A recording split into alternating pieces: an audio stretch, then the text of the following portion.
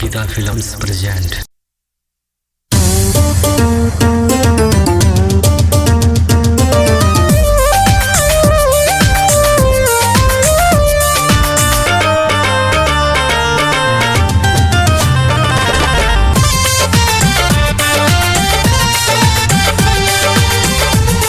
हमरा के काहे सतावेला तू बतिया नहीं मानेला, हम जावन नहीं चाहत बानी राजा तू उहे चाहेला। हटी ना हमरा के काहे सतावेला तू बतिया नहीं मानेला, हम जावन नहीं चाहत बानी राजा तू उहे चाहेला। छोड़ा ना बता सरा अभी बाटे हो अभी बाटे उमरे मोरे बड़ी बलम, सरकावा न कमर से सारी बलम। अभी बाटे उमरा मोर बड़ी बलम, सरकावा न कमर से सारी बलम। हम जानी न ढेर कलाकारी बलम, हम जानी न ढेर कलाकारी बलम, सरकावा न कमर से सारी बलम, सरकावा न कमर से सारी बलम।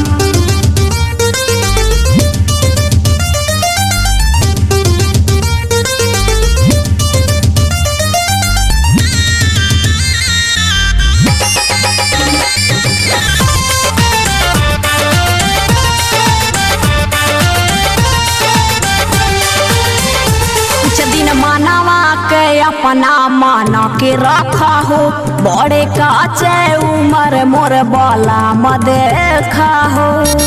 मान जाना कुछ दिन मानवा के अपना माना के रखा हो, बड़े काचे उमर मोर बाला म देखा हो।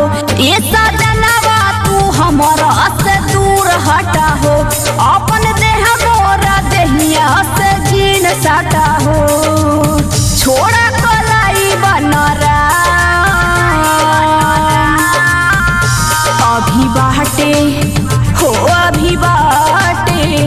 अभी बाटे उमरे मोरे बड़ी बलम, सरकावा न कमर से सारी बलम। अभी बाटे उमरा मोर बड़ी बलम, सरकावा न कमर से सारी बलम। हम जानी न ढेर कलाकारी बलम, हम जानी न ढेर कलाकारी बलम, सरकावा न कमर से सारी बलम, सरकावा न कमर से सारी बलम।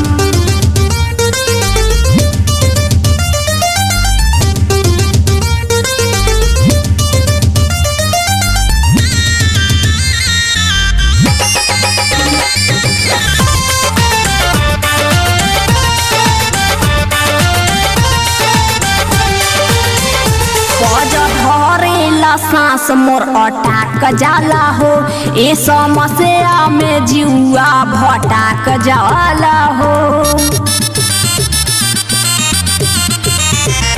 पज धरेला सांस मोर अटाक जाला हो, ए समस्या में जीवा भटाक जाला हो। ए बलमुआ तू थोड़ा करम करा हो, जीवा डरे ना ऐसे करम करा हो। कदा प्रीति पे थोड़ा सा रहा अभी बाटे हो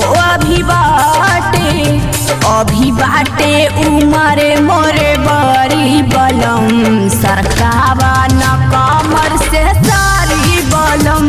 अभी बाटे उमरा मोर बड़ी बलम, सरकावा न कमर से सारी बलम। हम जानी न